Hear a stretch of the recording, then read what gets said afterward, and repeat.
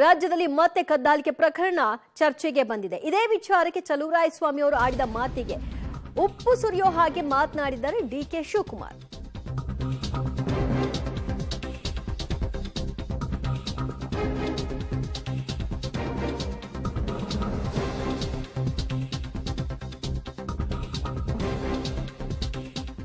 ರಾಜ್ಯದಲ್ಲಿ ಇದೀಗ ಮತ್ತೆ ಫೋನ್ ಕದ್ದಾಲಿಕೆ ಪ್ರಕರಣ ಸಂಘರ್ಷಕ್ಕೆ ಕಾರಣವಾಗ್ತಾ ಇದೆ. ನಿರ್ಮಲಾನಂದ ಶ್ರೀಗಳ ಫೋನ್ ಕದ್ದಾಲಿಕೆ ಪ್ರಕರಣ ಸಂಬಂಧಿತವಾಗಿ ನನಗಿದು ಗೊತ್ತಿರೋ ವಿಚಾರನೇ, ಆದ್ರೆ ಈಗ ಮಾತನಾಡ್ಲಿಕ್ಕೆ ಹೋಗಲ್ಲ.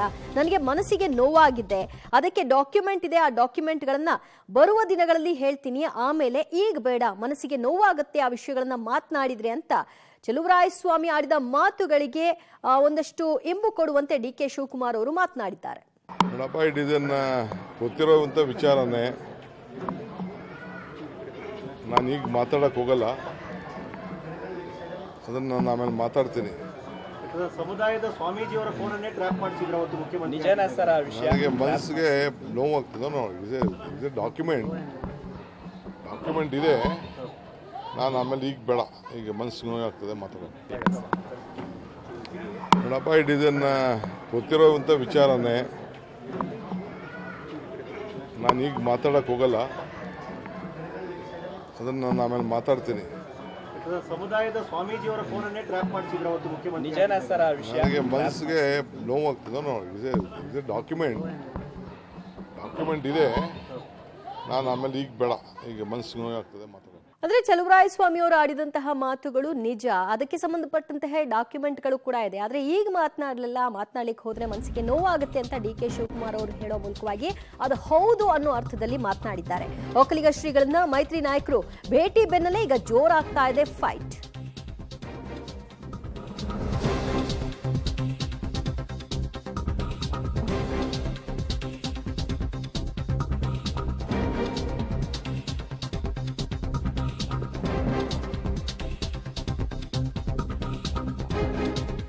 ಕುಮಾರಸ್ವಾಮಿ ಅವರ ವಿರುದ್ಧ ಮತ್ತೆ ಫೋನ್ ಕದ್ದಾಲಿಕೆಯ ಅಸ್ತ್ರವನ್ನ ಪ್ರಯೋಗಿಸಿದ್ದಾರೆ ಕಾಂಗ್ರೆಸ್ನ ಸಚಿವರು. ನಿರ್ಮಲಾನಂದ ಶ್ರೀಗಳ ಹೆಸರನ್ನ ಸ್ಮಗ್ಲರ್ಗಳ ಫೋನ್ ನಂಬರ್ ಪಟ್ಟಿಗೆ ಸೇರಿಸಿ ಕದ್ದಾಲಿಕೆ ಆರೋಪ. 2019ರಲ್ಲಿ ಯಡಿಯೂರಪ್ಪ ಸಿಎಂ ಆಗಿದ್ದಾಗ ಸಿಬಿಐ ತನಿಖೆಗೂ ಪ್ರಕರಣವನ್ನ ವಹಿಸಲಾಗಿತ್ತು. ಇದೀಗ ಮತ್ತೆ ನಿರ್ಮಲಾನಂದ ಶ್ರೀಗಳ ಫೋನ್ ಟ್ಯಾಪಿಂಗ್ ಪ್ರಸ್ತಾಪವನ್ನ ಮಾಡಿದ್ದಾರೆ ಚಲುವರಾಯಸ್ವಾಮಿ. ಒಕ್ಕಲಿಗ ನಾಯಕತ್ವ ಪಟ್ಟ ಮತ ವಿಭಜನೆಗಾಗಿ ಮೂರೂ ಪಕ್ಷಗಳನ್ನ ಎಳೆದು ತಂದ್ರ ಒಕ್ಕಲಿಗ ನಾಯಕರು ಅನ್ನುವಂತಹ ಪ್ರಶ್ನೆ ಇಲ್ಲಿ ಮನೆ ಮಾಡ್ತಾ ಇದೆ. ಬಗ್ಗೆ ಮತ್ತಷ್ಟು ಮಾಹಿತಿ ಕೊಡ್ತಾರೆ ನಮ್ಮ ಪ್ರತಿನಿಧಿ ರವೀಶ್. ಯಾರ ಬಗ್ಗೆ ಇಷ್ಟೆಲ್ಲ ಮಾತನಾಡ್ತಾ ಇದ್ದಾರೋ ಅವ್ರು ಎಲ್ಲಿಯೂ ಕೂಡ ಯಾರ ಬಗ್ಗೆಯೂ ಕೂಡ ಆರೋಪ ಮಾಡಿಲ್ಲ, ನನ್ಗೆ ಹೀಗೊಂದು ಬೇಸರ ಆಗಿದೆ ಅಂತ ಹೇಳ್ತಿಲ್ಲ. ಆದ್ರೆ ಇವರಿವರ ನಡುವೆಯೇ ಈ ಫೈಟ್ ಆಗ್ತಾ ಇದೆ. ಏನ್ ಈ ಕದ್ದಾಲಿಕೆ ಪ್ರಕರಣಕ್ಕೆ ಸಂಬಂಧಪಟ್ಟ ಹಾಗೆ ಈಗ ಹೊಸ ಬೆಳವಣಿಗೆ? ದಿವ್ಯಾ, ಪ್ರಮುಖವಾಗಿರ್ತಕ್ಕಂಥದ್ದು ಇದೆಲ್ಲವನ್ನು ನೋಡೋದಾದ್ರೆ ಸಂಪೂರ್ಣವಾಗಿ ಮತ ಬ್ಯಾಂಕ್ ರಾಜಕೀಯ ಅಂತ ಸ್ಪಷ್ಟವಾಗಿ ಹೇಳ್ಬೋದು. ಯಾಕೆಂದ್ರೆ ಸ್ವಾಮೀಜಿಗಳ ಬಳಿ ಎಲ್ಲಾ ಪಕ್ಷದವರು ಕೂಡ ಹೋಗ್ತಾರೆ, ನಮಗೆ ಆಶೀರ್ವಾದ ಮಾಡಿ ಅಂತ ಕೇಳ್ತಾರೆ, ಎಲ್ಲಾ ಪಕ್ಷದವರು ಕೂಡ ಭೇಟಿ ಆಗ್ತಾರೆ, ಇದು ಸರ್ವೇ ಸಾಮಾನ್ಯ. ಆದರೆ ಇಂಥ ಸಂದರ್ಭದಲ್ಲಿ ಎಲ್ಲ ಒಂದ್ ಕಡೆ ಒಬ್ಬರಿಗೆ ಗೈನ್ ಆಗುತ್ತೆ, ಒಬ್ಬರಿಗೆ ಒಂದು ರೀತಿಯಲ್ಲಿ ನಷ್ಟ ಆಗುತ್ತೆ, ಈ ರೀತಿಯ ಲೆಕ್ಕಾಚಾರಗಳನ್ನ ಹಾಕೊಂಡಂತ ರಾಜಕಾರಣಿಗಳು ಒಂದ್ ರೀತಿಯಲ್ಲಿ ಪರಸ್ಪರ ಕೆಸರೆರಚಾಟಕ್ಕೆ ಅವರನ್ನ ಬಳಸ್ಕೊಳ್ಳೋದು ಎಷ್ಟರ ಮಟ್ಟಿಗೆ ಸರಿ ಅಂತ. ಯಾಕೆಂದ್ರೆ ಸ್ವಾಮೀಜಿಗಳು ನೀವು ಹೇಳದಂತೆ ಇಲ್ಲಿ ತನಕವೂ ಕೂಡ ಆ ಒಂದು ವಿಚಾರವಾಗಿ ಮಾತನಾಡಿಲ್ಲ. ಅಂದ್ರೆ ಅದನ್ನ ಮಾತನಾಡೋ ಅವಶ್ಯಕತೆ ಕೂಡ ಅವ್ರಿಗಿಲ್ಲ. ಯಾಕೆಂದ್ರೆ ಯಾವುದೇ ರೀತಿಯ ಭಕ್ತಾದಿ ಹೋದ್ರೂ ಕೂಡ ಅವರಿಗೆ ಆಶೀರ್ವಾದ ಮಾಡಿ ಕಳಿಸುವಂಥದ್ದು ಸ್ವಾಮೀಜಿಗಳ ಕರ್ತವ್ಯ, ಕೆಲಸ. ಆದರೆ ಈ ರಾಜಕಾರಣದಲ್ಲಿ ಅವರ ಹೆಸರನ್ನ ಸೇರಿಸ್ಕೊಂಡು ಅವರಿಗೆ ಶಕ್ತಿ ಇಲ್ವಾ ಅಂತ ಒಬ್ಬರು ಕೇಳ್ತಕ್ಕಂಥದ್ದು, ಮತ್ತೆ ಆ ಫೋನ್ ಕದ್ದಾಲಿಕೆ ಅಂತ ಕೇಳ್ತಕ್ಕಂಥದ್ದು, ಜೊತೆಗೆ ಆ ಒಂದು ಭೇಟಿಯ ಸಂದರ್ಭದಲ್ಲಿ ಕೆಲ ಲೀಡರ್ಗಳು ಹೋದಂಥ ಸಂದರ್ಭದಲ್ಲಿ ಲಾಭ ಲೆಕ್ಕಾಚಾರ ಹಾಕುವಂಥದ್ದು, ಇದು ರಾಜಕಾರಣಿಗಳ ಚಾಳಿ ಮತ್ತು ಅವರ ಲಾಭ ನಷ್ಟದ ಲೆಕ್ಕಾಚಾರ.